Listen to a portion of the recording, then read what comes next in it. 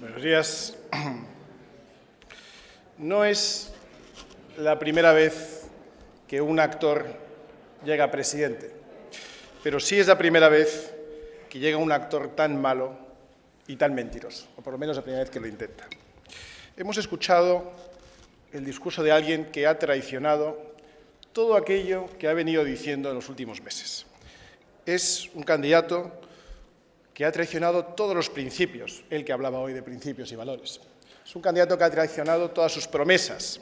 Es un candidato que es casi un meme cuando uno ve los vídeos de lo que estaba diciendo hace solo unos meses o hace un año o dos y lo que está diciendo hoy. Por tanto, es muy difícil valorar absolutamente nada de sustancia de lo que haya podido decir, porque todo lo que ha dicho no es más que una burda mentira. Es, además, una traición, como digo, a principios y valores del propio Partido Socialista. Estábamos recordando en el escaño cómo en 1979, en un congreso extraordinario, el Partido Socialista renunció al marxismo, pero hoy, 40 años más tarde, parece que el Partido Socialista retoma un discurso marxista y casi leninista para contentar a sus socios de Podemos. Como digo, todo absolutamente en detrimento y en traición de lo que había dicho hasta ahora. Y más allá de denunciar cada una de las partes, y ahora nuestro presidente Santiago Abascal lo hará en la tribuna, denunciar cada una de las partes de su discurso, hay algunas cosas que sí que nos han llamado poderosamente la atención. Es difícil escuchar a Sánchez y creerle cuando habla de la policía y la Guardia Civil, el mismo Sánchez que dejó a los pies de los caballos a policía y Guardia Civil en Cataluña, y es difícil creerle cuando habla de equiparación salarial. Es difícil creer al candidato Sánchez cuando habla de defender el campo y decir que el campo puede contar con el Partido Socialista, cuando es el mismo candidato que está haciendo todo lo posible por dificultar la labor de nuestros ganaderos, de nuestros agricultores, a los que criminaliza con esto de la transición ecológica, con cada una de sus actividades. Es difícil escuchar y creer al candidato Sánchez cuando habla de desinformación, cuando él y su partido son los maestros de la desinformación y de la mentira más burda. No resiste, no es que no resista una hemeroteca, es que no resiste un repaso del top 10 de sus mejores vídeos de los últimos 18 meses. Es difícil creer en una España más próspera, en definitiva, cuando el candidato Sánchez, neomarxista, hoy reconvertido a podemita, repite sin parar palabras como regulación, inspección, imposición, impuestos, cordón sanitario, gasto. Es, en definitiva, una auténtica barbaridad el discurso que hemos escuchado hoy.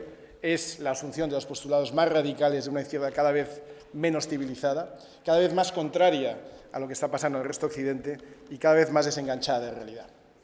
Y para culminarlo todo, quizá lo más grave, que como sabemos no es la economía, pese a lo que piensan algunos, sino la ruptura de España. Y ha iniciado, y yo creo que esto es muy significativo, su discurso, diciendo que no se va a romper España, a lo que uno piensa inmediatamente excusatio non petita, accusatio manifesta. Sabe perfectamente que aquello en lo que está introduciendo, lo que está intentando introducir, es la ruptura de España. Y dentro de eso, sin ningún lugar a dudas, quizá de las cosas más denigrantes es la llamada mesa de diálogo, que yo creo que deberíamos llamar la mesa de la infamia, al poner en la misma categoría a instituciones en las que todos los españoles tenemos todavía confianza, con otras en las que no tenemos ninguna y que de ninguna manera se pueden equiparar a las instituciones del Estado. En fin, como digo, es un discurso de una persona sin palabra, de una persona que le da igual actuar en clave de comedia que en clave de tragedia, utiliza la misma cara para decir las cosas diametralmente opuestas a las que dijo hace solo unos meses y no tiene ninguna dificultad para mentir mirando la cara a todos los españoles. Y yo creo que hay hoy muchos votantes del Partido Socialista que tienen que estar seriamente preocupados por lo que han votado. Dicho eso, insistimos en la importancia de la ruptura de todas las estructuras de la unidad de España y quisiéramos hacer especial mención al riesgo que corremos en la ruptura en Cataluña. Bueno, como ha dicho nuestro portavoz, es evidente que el discurso del candidato a la presidencia del Gobierno, Pedro Sánchez, ha sido un discurso que jamás pensábamos que tendríamos que escucharlo por parte de un líder del Partido Socialista. Es un discurso que es el propio de los golpistas, de los partidos separatistas, y hoy lo ha hecho el Pedro Sánchez, candidato a la presidencia del Gobierno. Hemos tenido que ver con profunda tristeza y con mucho bochorno esos aplausos de la infamia de Esquerra Republicana al discurso de Pedro Sánchez, ilusionados. Por tanto, demuestra una vez más esa línea de conjunción que tienen esos dos partidos y del claro proyecto que tienen de ruptura de la unidad nacional. Hemos tenido que ver también con estupefacción cómo hablaba de crear nuevos derechos cuando en Cataluña millones de catalanes se ven a diario vulnerados los más básicos. Y además hemos tenido que ver cómo se le escapaba hablar de esa España federal dentro de una Unión Europea federal. Ese es el verdadero proyecto de Pedro Sánchez y frente a eso tendrá, como hemos dicho por activa y por pasiva, nuestra oposición frontal como dique de contención frente a estas políticas que lo único que pretenden es socavar la soberanía nacional y romper nuestra unidad nacional. Y por último, destacar cómo ha obviado esa referencia, ¿no?, a las leyes dentro del marco constitucional que sí ha hecho hablando del PNV y ha puesto una vez más en evidencia cómo esos pactos que tiene con Esquerra Republicana y con los separatistas son una grave amenaza para la convivencia y para la unidad nacional.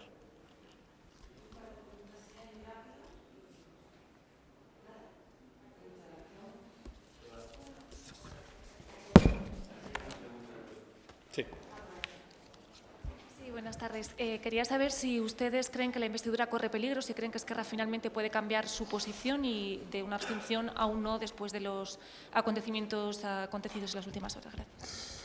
Gracias. Sí, es verdad que la querella interpuesta por Vox contra Torra, por cierto, financiada gracias a las aportaciones de muchos voluntarios que pusieron los 15.000 euros de fianza que nos pidieron, gracias a la cual fue condenado el señor Torra, gracias a la cual hemos podido presentar el recurso para que se ejecute su inhabilitación. Es verdad que esa situación genera más incertidumbre y, por tanto, no podemos diagnosticar con claridad qué va a hacer RC. Nuestra sensación es que al final acabarán cediendo, porque esto es un aquelarre de todos los enemigos de la nación española y pondrán por encima de sus intereses particulares este intento de destrucción de la nación.